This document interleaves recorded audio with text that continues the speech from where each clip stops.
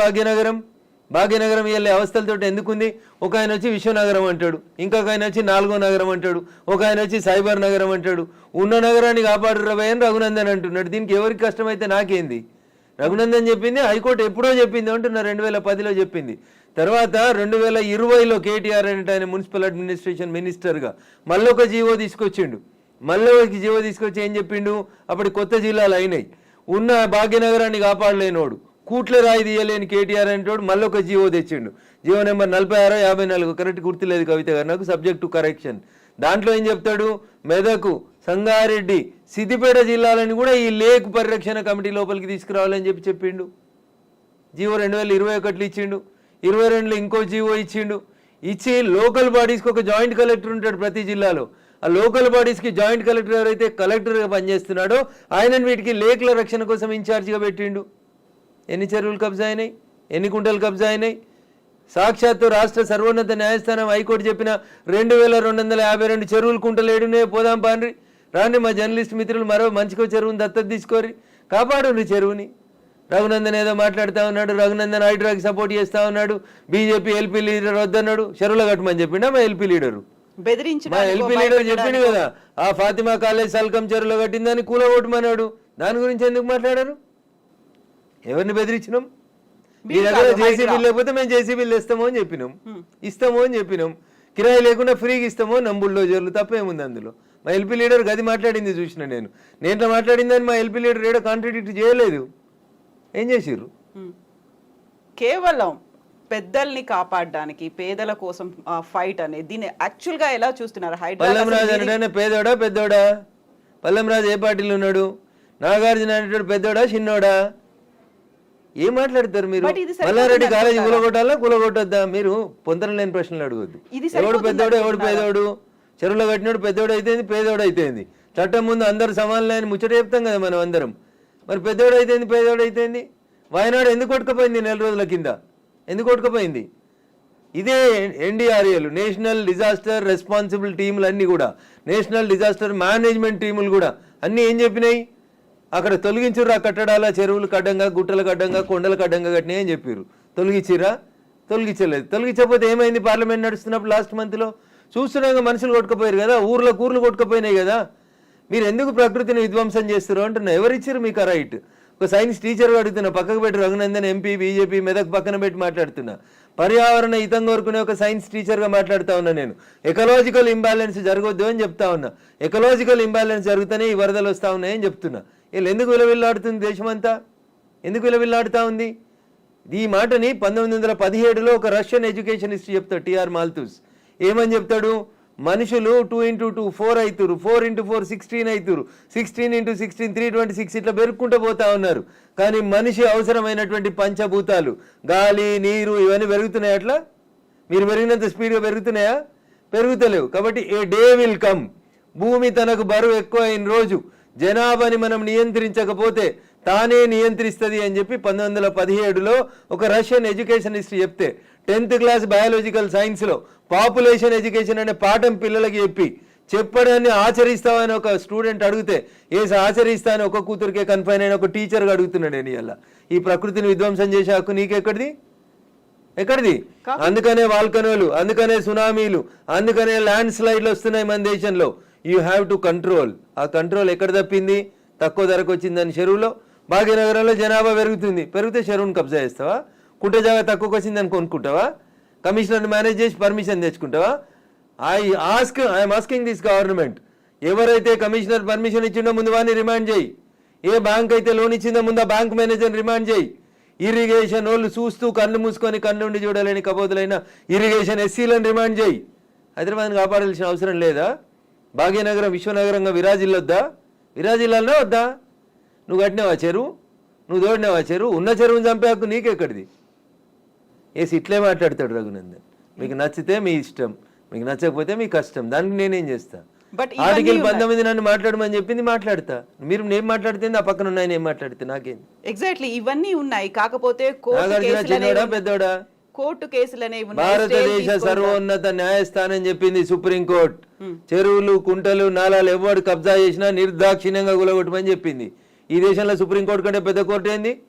ఏం కోర్టు ఉందో అంటున్నా. ఎవరు పడితే వాళ్ళు స్టే ఎట్లా ఇస్తారు? ఎవరు ఇచ్చారు మీకు అధికారం? సుప్రీంకోర్టు చెప్పింది వినాలని హైకోర్టులకు లేదా? ఏ వినాలే? మొన్న పోయారు కదా హైకోర్టుకు అనురాగ్ యూనివర్సిటీ వాళ్ళు. ఆయన కాయిదాలు చూసి వారం రోజులు టైం ఇచ్చి తహసీల్దార్ను ఒకవేళ ఎఫ్టీఎల్ ఉంటే తీసేయమని చెప్పిండ్రు.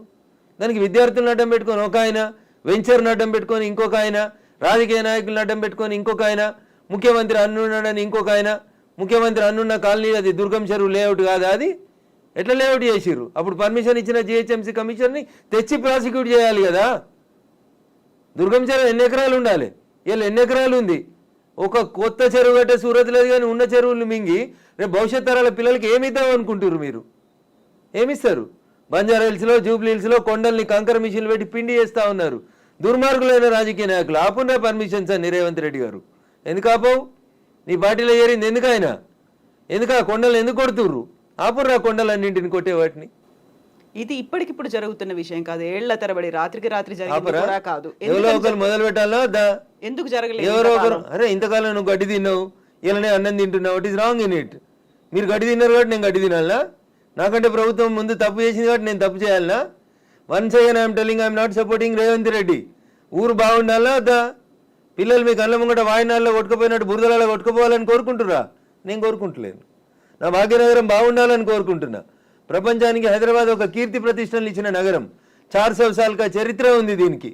ఇంత మాట్లాడతారు అసలు. భాగ్యనగరాన్ని భాగమతి నది ఒడ్డున కట్టినప్పుడు ఎందుకు కట్టిర్రు? అప్పుడు ఏమైనాయి? వరదలు రాలేదా? మూసీకి వరదలు రాలేదా? అప్పుడు ఏం తెలుసా హైదరాబాద్ చరిత్ర వీళ్ళకి మాట్లాడేటోళ్ళకి? ఈ ముఖ్యమంత్రి వచ్చి మూసీ ప్రక్షాళన అంటాడు, ఆ ముఖ్యమంత్రి వచ్చి కాళేశ్వరం అంటాడు, ఈయన 1,00,000 కోట్లు అంటాడు, ఆయన 1,00,000 కోట్లు అంటాడు. నేను వాళ్ళ కమిషన్ల కోసం మాట్లాడతలేను. నేను మల్లారెడ్డి గారు కడితే గులగొట్టుర్రి, పల్లారా ఐశ్వర్రెడ్డి గారు కడితే గులగొట్టుర్రి, నాగార్జున గారు గులగొడితే నేను కదా అందరికంటే ముందు మాట్లాడింది. కోర్టు స్టే ఇచ్చిందంటే ఎట్లా ఇస్తుంది కోర్టు అని అడిగిన.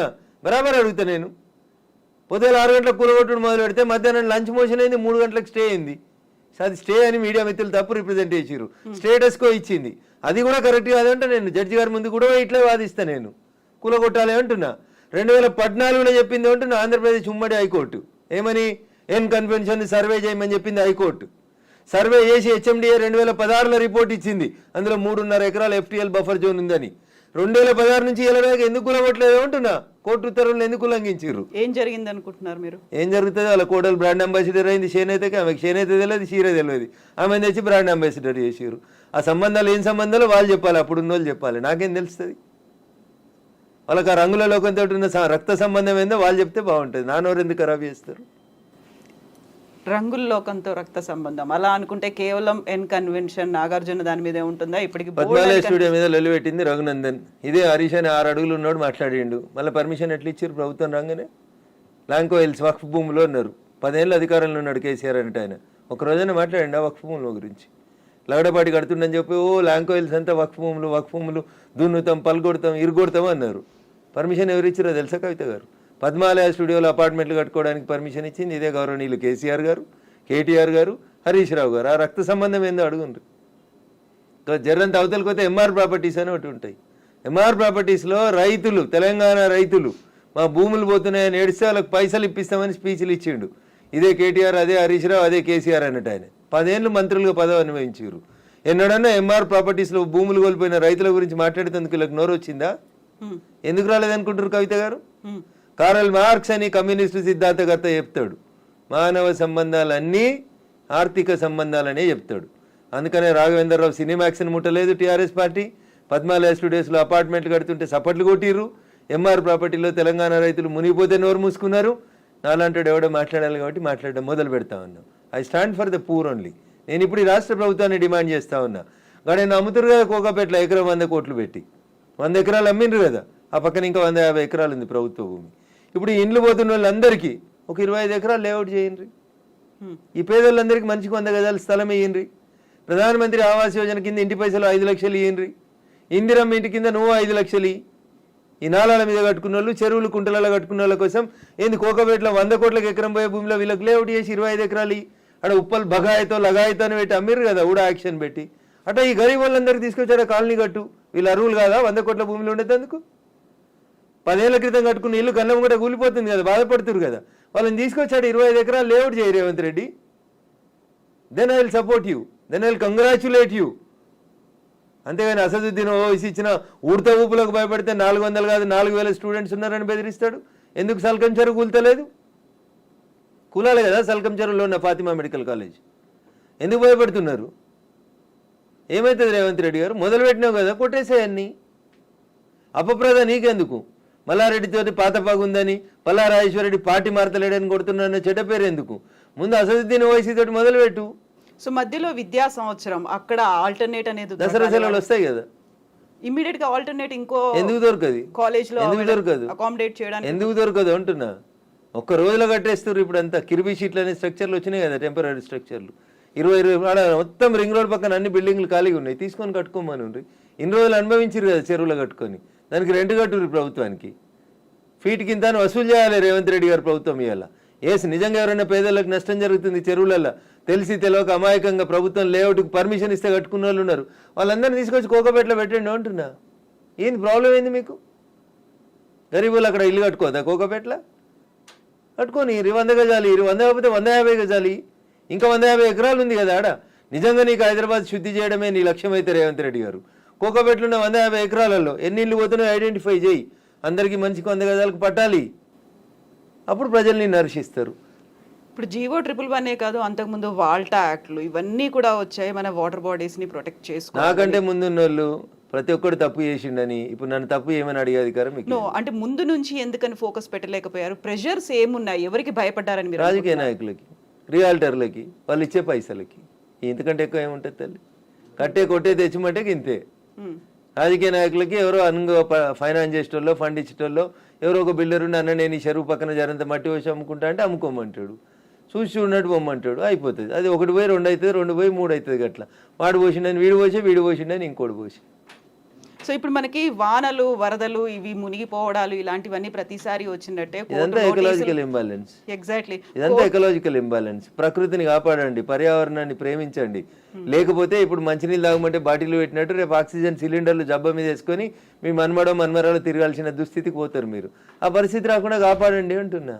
ఎగ్జాక్ట్లీ. సో కోర్టు నోటీసులు, స్టేలు, ఆ తర్వాత స్టేటస్ కో మెయింటెనెన్స్లు ఇవన్నీ కూడా అంటే ప్రతిదీ ఏది టచ్ చేద్దామన్నా మళ్ళీ కోర్టుతో లింక్ అయి ఉంది కాబట్టి ఇది కూడా ఎక్కువ కాలం నిలవదేమో హైడ్రా అనేది కూడా వినిపిస్తుంది. యాజ్ అడ్వకేట్ మీరేం చెప్తారు అసలు? సో నేనేమంటున్నా, శుభం గోర్ర పెళ్లి కొడుకు అంటే ఏదో అన్నాడంటే అట్లున్నది మా కవిత ఆలోచన. ఎందుకు ముందు నుంచి అనేది అదే కదా. వెళ్ళింది అనగానే కోర్టు స్టే కోర్టు పరిధిలో మాట్లాడము అనే మాటలు ఎవరు? నేను మాట్లాడుతూనే ఉన్నా కదా రోజు.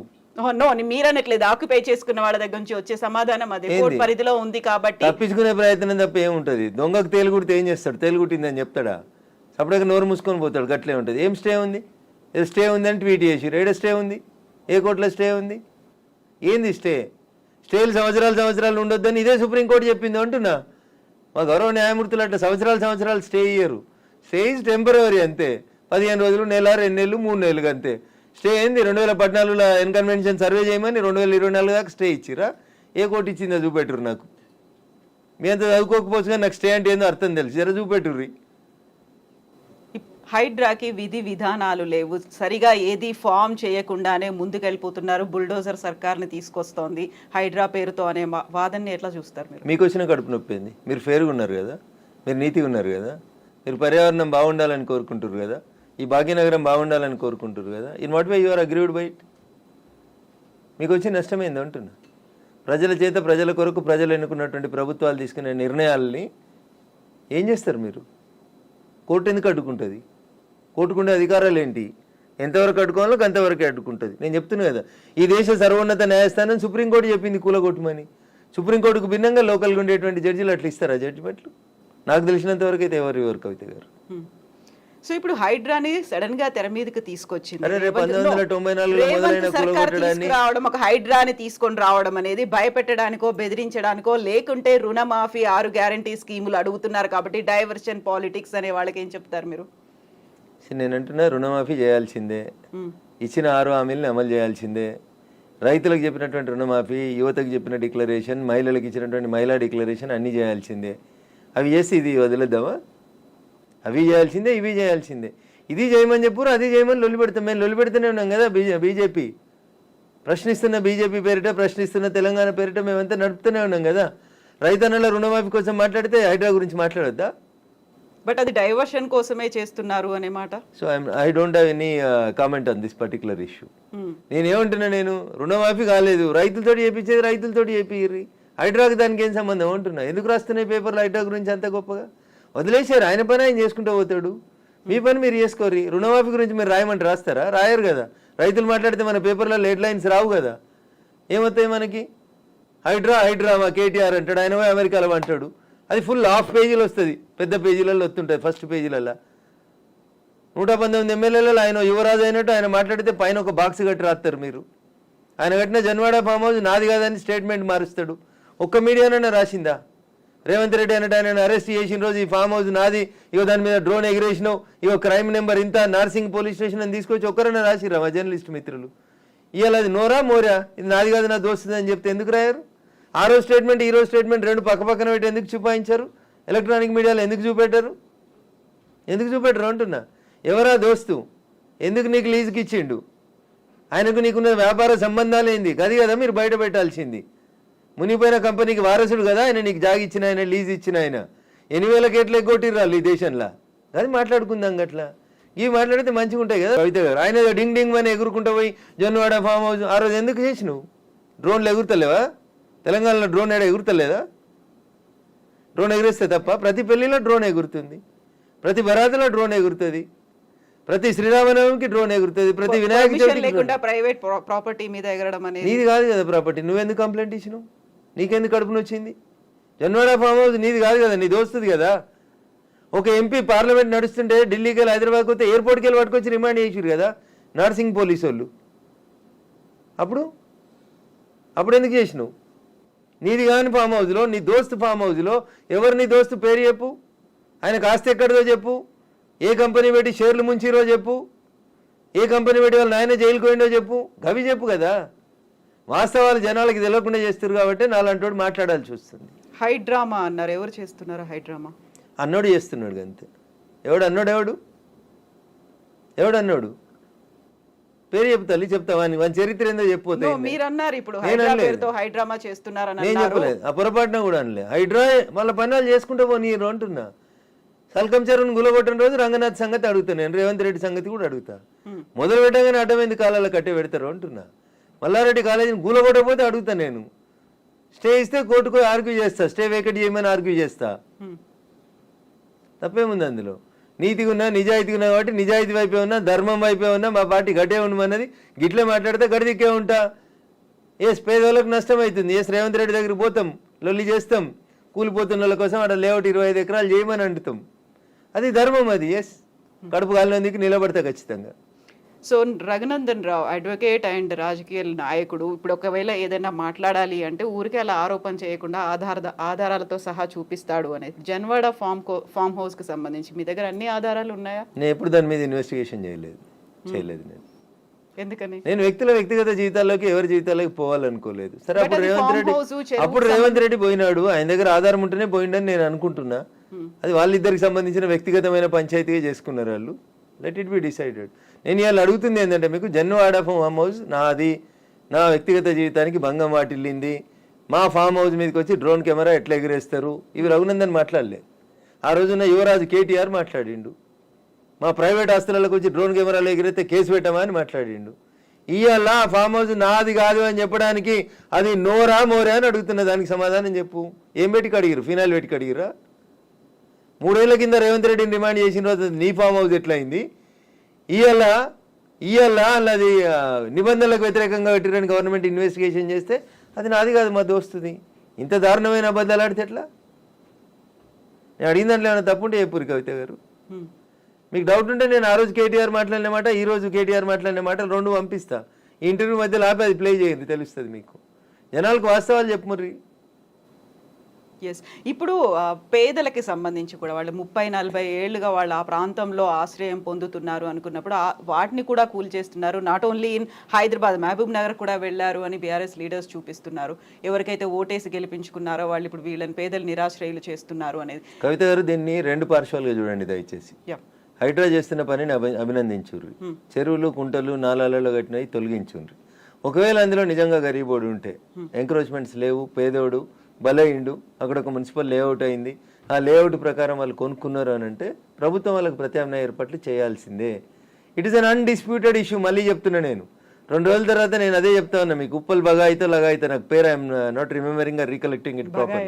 ఉప్పల్ బగాయితులో ఎట్లా ప్లాట్ చేసి అమ్ముకుర్రో ఇప్పుడు ఇలా ఉన్నారు కదా రాజపుష్ప ఆయన 100 కోట్లకు ఎకరం రిజిస్ట్రేషన్ ఆపినావు కదా, ఆ 10 ఎకరాలలో ప్లాట్లు చేసి ఇచ్చేసే వీళ్ళకి. ఆ పక్కన ఇంకా 150 ఎకరాలు ఉంది కవిత గారు, దాంట్లోకి 25 ఎకరాలు లేఅవుట్ చేయి. ఈ ఇండ్లు కోల్పోతున్న వాళ్ళందరికీ అంటున్నా, your the custodian of the peoples money, అంతేగాని నువ్వు ఓనరు కాదు కదా. ఇటు ఇల్లు కోల్పోయినా నష్టపోయిన ఆయనకి 100 గజాలు ఇవి అంటున్నా. 100 కోట్లకు ఎకరం ఉన్న భూమిలో 100 గజాలు ఇస్తే you will not feel happy Kavitha garu? ఉంటారా ఉండరా? కొంచెం కోపం తగ్గుతుందా తగ్గదా? ఇచ్చేయండి అంటున్నా. మియాపూర్లో 100 ఎకరాలు కొంతమంది పెట్టుబడిదారులు దోసుకున్నారు, కబ్జాలు చేసిర్రు, పంచురా భూముల్లో ఉంటున్న ఇట్లాంటి వాళ్ళకి అమాయకత్వంతో, తెలిసి తెలియనితనంతో లేఅవుట్లు, చెరువులు, కుంటలలో ఎవడన్నా బిల్డర్ చేసిన మోసానికి బలైన పేదోళ్ళు ఉంటే బరాబర్ వాళ్ళకి ప్రభుత్వం న్యాయం చేయాల్సిందే.